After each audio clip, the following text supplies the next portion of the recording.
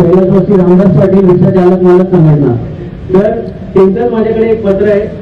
दिलीप पाटील ज्या युनियनचे अध्यक्ष आहेत ते माझी संघटना सदस्य पण होते आणि त्यांचे धर्मपत्री आता सदस्य आहेत.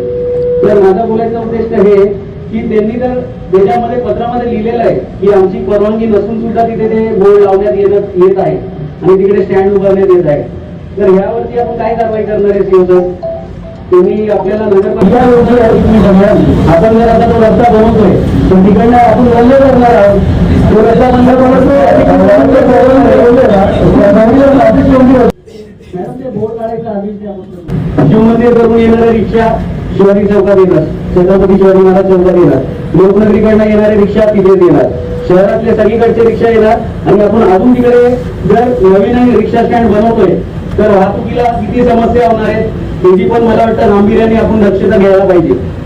नवीन रिक्षांसाठी नव्हतं ते आपल्याला तिकडच्या 3 लाईनी 4 लाईनी झाल्या होत्या त्या शिफ्ट करण्यासाठीचा प्रयत्न होता, परंतु ते आता चालू नाहीये.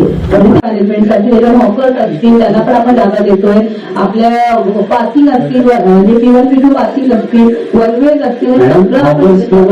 पण मी मान्य आहे की ऑफिस तिकडे चौकामध्ये नकोच आहेत आपल्याला कोणी, कारण की तिकडे ट्रॅफिकच्या समस्या होतात. आम्हाला गाड्या वळण करायला आम्हाला प्रॉब्लेम होतो. मग नागरिकांना किती त्रास होत असेल.